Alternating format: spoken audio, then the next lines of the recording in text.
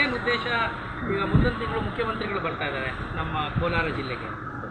ನಮ್ಮ ಜಿಲ್ಲೆಯಲ್ಲಿ ಮಾನ್ಯ ಉಸ್ತುವಾರಿ ಸಚಿವರು ಕೂಡ ನಿರ್ದೇಶನ ಕೊಟ್ಟಿದ್ದಾರೆ. ಮೊನ್ನೆ ತಾವು KDP ಮೀಟಿಂಗ್ ಗಮನಿಸಿರಬೇಕು. ಸುಮಾರು 50,000 ಕಂದಾಯ ಸೇವೆಗಳನ್ನು ವಿತರಣೆ ಮಾಡ್ತಕ್ಕಂಥ ಒಂದು ಬೃಹತ್ತಾದ ಕಾರ್ಯಕ್ರಮ. ಅದರಲ್ಲಿ ಬಹಳ ಮುಖ್ಯವಾಗಿ ನಾವು ಮಾಡ್ತಾ ಇರೋದೇನಪ್ಪ ಅಂತಂದರೆ, ಈ ನಿಮಗೆ ಗೊತ್ತಿದೆ P ನಂಬರ್ದು ಭಾಳ ದೊಡ್ಡ ಸಮಸ್ಯೆ ನಮ್ಮ ಜಿಲ್ಲೆಯಲ್ಲಿ. ರೈತರುಗಳಿಗೆ ದರಖಾಸ್ತು ಪೋಡಿಯಾಗಿದೆ. ಭಾಳ ವರ್ಷಗಳಿಂದ ಅವ್ರು ಏನಾಗಿದೆ, ದುರಸ್ತಾಗಿದೆ. ಸೊ ಆ ದರಖಾಸ್ತು ಪೋಡಿ ಮುಖಾಂತರ RTC ದಾಖಲೆಗಳನ್ನು ಕೊಡ್ತಕ್ಕಂಥ ಒಂದು ಕಾರ್ಯಕ್ರಮ. ಸುಮಾರು 7,500 ನಮ್ಮ ಜಿಲ್ಲೆ. ಆ 7,500 ಜನ ಯಾರೆಲ್ಲ P ನಂಬರ್ಲಿದ್ದಾರೆ, ಭಾಳ ವರ್ಷಗಳಿಂದಲೇ ಅವರಿಗೆ ಪೋಡಿ ಮಾಡದೆ ಅವರು ಸ್ವಾಧೀನದಲ್ಲಿದ್ದಾರೆ, ಅವ್ರಿಗೆ ಯಾವುದೇ ರೀತಿಯಾದಂಥ ಹಕ್ಕುಗಳಿಲ್ಲ, ದಾಖಲೆಗಳಿಲ್ಲ. ಆ ಕೆಲಸವನ್ನು ಸಂಪೂರ್ಣ ಮಾಡಿಕೊಡ್ತೀವಿ. ನಮ್ಮ KGFನಲ್ಲೂ ಕೂಡ ಒಂದಷ್ಟು ಬಾಕಿ ಉಳ್ಕೊಂಡಿದೆ. ಅದನ್ನು ಈ ತಿಂಗಳೊಳಗಡೆ ಮುಗಿಸ್ಬೇಕು ಅನ್ನೋ ಟಾರ್ಗೆಟ್ ಕೊಟ್ಟಿದ್ದೀವಿ. ಅದು ಒಂದು ನಿಮಗೆ ಗೊತ್ತಿದೆ, ತುಂಬ ಜನ ತಾತನ ಹೆಸರಿನಲ್ಲಿ, ಮುತ್ತಾತನ ಹೆಸರಿನಲ್ಲಿ ಅವ್ರ ದಾಖಲೆಗಳಿದೆ. ಅವ್ರು ತೀರ್ಕೊಂಡ್ಬಿಟ್ಟಿದ್ದಾರೆ. ತೀರ್ಕೊಂಡವ್ರ ಹೆಸರಿನಲ್ಲಿ ನಮ್ಮದು RTC ಓಡ್ತಾ ಇದೆ. ಅದನ್ನು ನಾವು ಸ್ಟ್ರೀಮ್ಲೈನ್ ಮಾಡಬೇಕು ಅಂತೇಳಿ ಈ ಪೌತಿ ಆಂದೋಲನ ಪ್ರಾರಂಭ ಮಾಡಿದ್ವಿ. ಅದರ ಪ್ರೋಗ್ರೆಸ್ ಎಷ್ಟಿದೆ? ಈ ಪೌತಿ ಅಂದರೆ ಗ್ರಾಮಕ್ಕೆ ಹೋಗಿ ಏನಾಗುತ್ತೆ, ಅವ್ರ ತಂದೆ ಹೆಸರು ಬರಬೇಕು, ಅವ್ರು ಸತ್ತೋಗಿದ್ರೆ ಅವ್ರ ಎಲ್ಲರ ಹೆಸರು ಬರಬೇಕು. ಈಗಿರೋರು ಯಾರಿದ್ದಾರೆ ಅವರ ವಾರಸುದಾರರು ಅವ್ರ ಹೆಸರಿಗೆ ಪೌತಿ ಖಾತೆ ಮಾಡ್ತಕ್ಕಂಥ ಒಂದು ಆಂದೋಲನ ಏನು ನಡೀತಾ ಇದೆ. ಅದಕ್ಕಿಂತ ಸ್ವಲ್ಪ ಸಕ್ರಿಯವಾಗಿ ಆ್ಯಕ್ಟಿವ್ ಆಗಿ 1,000 ದಾಖಲೆಗಳನ್ನು ಅವ್ರು ಈ ತಿಂಗಳು ಕಂಪ್ಲೀಟ್ ಮಾಡಬೇಕು. ಅದು ಈ ಪೌತಿ ಆಗಿರ್ಬೋದು, ದರಖಾಸ್ತು ಪೋಡಿ ಆಗಿರ್ಬೋದು.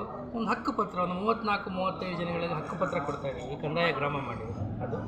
ಆಮೇಲೆ ಈ ತಿಂಗಳಲ್ಲಿ ಒಂದಷ್ಟು ಪೆನ್ಷನ್ ಅದಾಲತ್ ಮಾಡಿ ಅಂತ ಹೇಳಿದ್ವಿ.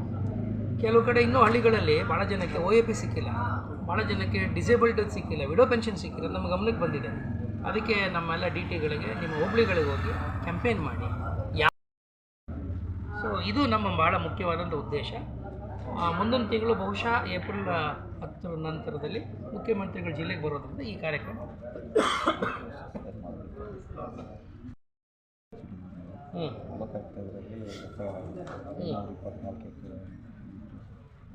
ಎಲ್ಲಿದೆ ಅದು? ಲೋಕಾಯುಕ್ತರಾಗಿದೆ. ಅವರು ಲೋಕಾಯುಕ್ತ ಪ್ರಕರಣದಲ್ಲಿ ಅವರು ವಿಚಾರಣೆ ಮಾಡುವ, ನಾವು ಮಧ್ಯೆ ಹಾಕೋದಿಲ್ಲ. ಅವ್ರೇನು ದಾಖಲೆಗಳು ಕೇಳ್ತಾರೆ ಕೊಡ್ತೀವಿ. ಅವರೇನು ನಮ್ಮನ್ನು ಕೇಳಿರ್ತಾರೆ. ಲಾಸ್ಟ್ ಟೈಮ್ ಇಲ್ಲೇ ಬಂದು ಮಾಡಿದ್ರಲ್ಲ, 3 ವರ್ಷ ಆಯಿತು. 3 ವರ್ಷದಿಂದ ವಿಚಾರಣೆ ಆಗಬೇಕಲ್ಲ. ಇನ್ನೂ ಕರ್ತುಗಳೇ ಮನೆಯೆಲ್ಲ ಒಂದು ಕರ್ತುಗಳು ಕೆಲವು ಕಡೆ ನಮ್ಮ ಈ ಜಿಲ್ಲೆಯಲ್ಲೇ ವಿಚಿತ್ರವಾದ ಒಂದು ಅದೇನು ಕಾಯಿಲೆನೂ ಗೊತ್ತು. ಕಡತನ ಮಾಡಿದೆ. ಏನಿದು?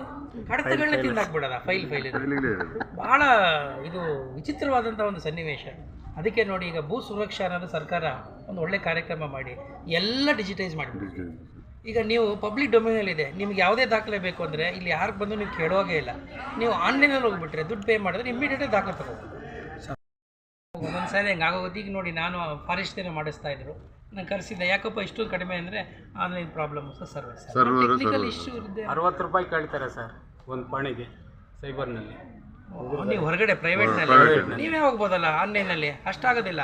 ಆಗಲ್ಲ ಸರ್, ಮ್ಯಾಟ್ರ್ ತುಂಬ ಇದೆ. ಅದರ ಲೋಗೋಕ್ಕೆ ನಮ್ಗೆ ಗೊತ್ತು. ಅವರು ಸ್ವಲ್ಪ ಜಾಸ್ತಿ ಚಾರ್ಜ್ ಮಾಡ್ತಾರೆ ನಿಮಗೆ. ಇನ್ನೊಂದು ಸರ್, ಕ್ಯಾಸ್ಟ್ ಸರ್ಟಿಫಿಕೇಟ್ ಕೆಲವು ಕೊಡ್ತಾ ಇಲ್ಲ, ವೈಶ್ಯ ಸರ್ಟಿಫಿಕೇಟ್ ಕೊಡ್ತಾ ಇಲ್ಲ ಸರ್. ಕಾಸ್ಟ್ ಸರ್ಟಿಫಿಕೇಟ್ ಕೊಡೋ ಅಧಿಕಾರ ಇರೋದು ತಹಶೀಲ್ದಾರ್ಗೆ. ಅದೇ ಸರ್ ವೈಶ್ಯ ಅನ್ನೋದು ಕ್ಯಾಸ್ಟ್ ಸರ್ಟಿಫಿಕೇಟ್ ಕೊಡ್ತಾ ಇಲ್ಲ. ಸಾಹೇಬ್ರಿದ್ದಾರೆ ಬೇಕು ಅದು ಕ್ಯಾಸ್ಟ್ ಸರ್ಟಿಫಿಕೇಟು ಅವರು TCL ಬಂದು ವೈಶ್ಯ ಅಂತಿದೆ, ಇಲ್ಲಿ ಇವ್ರು ಕ್ಯಾಸ್ಟ್ ಸರ್ಟಿಫಿಕೇಟ್ ಕೊಡ್ತಾ ಇಲ್ಲ. ಆಮೇಲೆ ಸುಮ್ಮನೆ ಅವ್ರೀಗ ಏನಾಗುತ್ತೆ, ನಿಮ್ಮ ತಂದೆ ಆದಮೇಲೆ ನಿಮ್ಮ ಹೆಸರು ಜಾತಿ ಬಂದಿರಬೇಕು. ಅದೇನಾಗುತ್ತೆ, ಮಧ್ಯೆ ಗ್ಯಾಪ್ ಇರುತ್ತೆ, ನೀವು ತಗೊಂಡಿರೋದಿಲ್ಲ. ಹೇಳ್ತೀನಿ ಕೇಳಿ. ಆಮೇಲೆ ಊರಿನಲ್ಲಿ ಮಹಾಜರ್ ಮಾಡ್ತಾರೆ. ಕ್ಯಾಸ್ಟ್ ವಿಚಾರದಲ್ಲಿ ತಹಶೀಲ್ದಾರರು ಏನು ತೀರ್ಮಾನ ಮಾಡ್ತಾರೆ ಅದು ಅಂತಿಮ. ಸರ್ ಕ್ಯಾಸ್ಟ್ ಇತ್ತು, ವೈಶ್ಯ ಅನ್ನೋದೇ ಕೊಡ್ತಾ ಇಲ್ವೇ? ಯಾವುದು ಕೊಡ್ತಾ? ಯಾಕೆ ಕಾರಣ ಗೊತ್ತಿರ್ಬೇಕು ನಿಮಗೆ. ಅಲ್ಲ ಸರ್, ಏನು ಹೇಳಿಲ್ಲ ಅವರು ವೈಶ್ಯ ಅನ್ನೋದು ನೋಟಿಫಿಕೇಶನ್ ಇಲ್ಲ ಅಂತ. ಏನದು ನೋಡಿಯಪ್ಪ, ಆರ್ಯ ವೈಶ್ಯನೂ ಕೊಡ್ತಾ ಇಲ್ಲ, ವೈಶ್ಯನೂ ಕೊಡ್ತಾ ಇಲ್ಲ.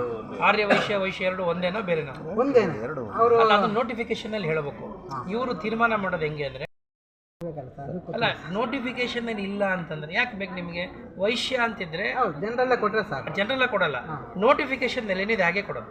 ಅದನ್ನೇ ಕೊಡಬೇಕಲ್ಲ, ಅದು ಕೊಟ್ಟು ಅದನ್ನು ಕೊಡ್ತಾರೆ ತಗೊಳ್ಳಿ. ನಗರಸಭೆಗೆ ಸಂಬಂಧಪಟ್ಟಂತೆ ನಗರಸಭೆ ಮುಂಭಾಗದಲ್ಲಿ ಅಂಬೇಡ್ಕರ್ ಸ್ಟ್ಯಾಚ್ಯೂ ಒಂದೇ ಪೇಪರ್ ಒಂದೇ ಶಿಥಿಲವಾಗಿದೆ ಅಂತ 2024ರಲ್ಲಿ 15 ಲಕ್ಷ ಸದನದಲ್ಲಿ ಸಭೆಯಲ್ಲಿಟ್ಟು ಸ್ಯಾಂಕ್ಷನ್ ಮಾಡ್ತಾರೆ. ಆದರೆ ಇದುವರೆಗೂ ಅದು ಕಾಮಗಾರಿ ಮಾಡಿಲ್ಲ ಮತ್ತು ಯಥಾಸ್ಥಿತಿ ಆಗಿದ್ರೆ ಏನು ರೆಡಿ ಮಾಡಿಸ್ಕೊಡ್ಬೇಕಾ? ಅಲ್ಲ, ಬೇರೆ ಕಂಚಿನ ಪ್ರತಿಮೆಗೆ 15 ಲಕ್ಷ ಮಾಡಿರೋದು ಅವರು. ಅದು ಕಂಚಿನ ಪ್ರತಿಭೆಗೆ ಬಟ್ ಏನು ದುಡ್ಡು ಸ್ಯಾಂಕ್ಷನ್ ಮಾಡಿಲ್ಲ ತಾನೆ? ಸ್ಯಾಂಕ್ಷನ್ ದುಡ್ಡು ಹಂಗೆ ಇದೆ. ಹಾಂ ಸರಿ.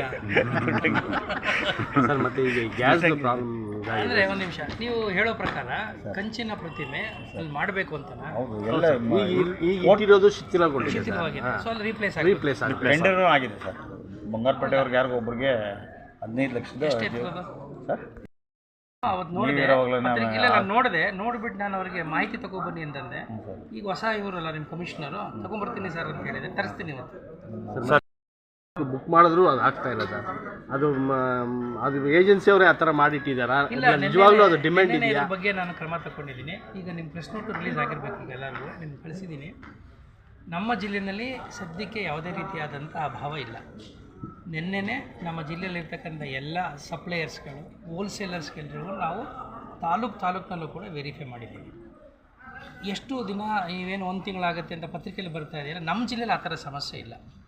ಆಮೇಲೆ ಸದ್ಯಕ್ಕೆ ಯಾವುದೇ ರೀತಿಯಾದಂಥ ಈ ಬೆಲೆಗಳ ಜಾಸ್ತಿ ಮಾಡ್ತಾ ಇದ್ದಾರೆ ಅನ್ನೋ ನನ್ನ ಕಂಪ್ಲೇಂಟನ್ನೇ ಶ್ರೀನಿವಾಸಪುರದಲ್ಲಿ ಹೇಳಿದರು. ಅದು ಏನು ಅಗ್ರಿಕಲ್ಚರ್ ಪ್ರಾಡಕ್ಟ್ಸ್, ಉದಾಹರಣೆಗೆ ಟ್ವೈನ್ ದಾರ, ಕೆಲವು ಪರಿಕರಗಳಿರ್ತವೆ, ಅದನ್ನು ಈ ದುರ್ಲಭ ಅಂದರೆ ಈ ಯುದ್ಧದ ಹೆಸರಿನಲ್ಲಿ ಅದನ್ನು ಲಾಭ ಪಡಿತಕ್ಕಂಥ ವರ್ತಕರ ವಿರುದ್ಧವೂ ಕೂಡ ನಾವು ಎಚ್ಚರಿಕೆಯನ್ನು ಕೊಟ್ಟಿದ್ದೇವೆ. ಆಮೇಲೆ ಕೃಷಿ ಅಧಿಕಾರಿಗಳಿಗೆ ಹೇಳಿದ್ದೇವೆ, ತಹಶೀಲ್ದಾರ್ ಸಾಹೇಬ್ ಇನ್ ಡೈರೆಕ್ಟೆಡ್ ಅವರು ಏನು ಮಾಡಬೇಕು ಎಲ್ಲನೂ ಮಾನಿಟರ್ ಮಾಡಲಿಕ್ಕೆ ಹೇಳಿದ್ದೇವೆ.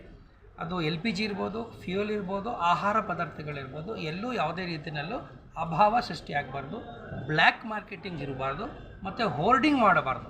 ಅಂದರೆ ಈ ಅಕ್ರಮ ದಾಸ್ತಾನು ಮಾಡ್ತಾರೆ, ಈಗ ಬಚ್ಚಿಟ್ಕೊಂಡ್ಬಿಡೋದು, ಡಿಮ್ಯಾಂಡ್ ಕ್ರಿಯೇಟ್ ಮಾಡೋದು, ಆರ್ಟಿಫಿಷಿಯಲ್ ಡಿಮಾಂಡ್ ಕ್ರಿಯೇಟ್ ಮಾಡೋದು. ಆ ಆರ್ಟಿಫಿಷಿಯಲ್ ಡಿಮ್ಯಾಂಡ್ ಬರ್ತಿದ್ದಂಗೆ ಇವರು ಮಾರ್ಕೆಟಿಗೆ ಬಿಡೋದು, ಮಾರ್ಕೆಟ್ ಬಿಟ್ಟು ಜಾಸ್ತಿ ದುಡ್ಡು ಮಾಡೋದು. ಇದು ಬ್ಲ್ಯಾಕ್ ಮಾರ್ಕೆಟಿಂಗು ಮತ್ತು ಇದನ್ನು ಹೋರ್ಡಿಂಗ್ ಅಂತ ಕರಿತೀವಿ. ಇದ್ರ ವಿರುದ್ಧ ನಾವು ಬಹಳ ಕಟ್ಟುನಿಟ್ಟಿನ ಕ್ರಮ ತಗೋತೀವಿ. ಎಸೆನ್ಷಿಯಲ್ ಕಮಾಡಿಟೀಸ್ ಆ್ಯಕ್ಟ್ 1955 ಪ್ರಕಾರ ಅವ್ರ ಮೇಲೆ ನಾವು ಮೊಕದ್ದಮೆ ಕೂಡ ಹಾಕಲಿಕ್ಕೆ ನಾನು ಈಗಾಗಲೇ ತಹಶೀಲ್ದಾರ್ಸ್ಗಳಿಗೆ ಡೈರೆಕ್ಷನ್ ಕೊಟ್ಟಿದ್ದೀನಿ.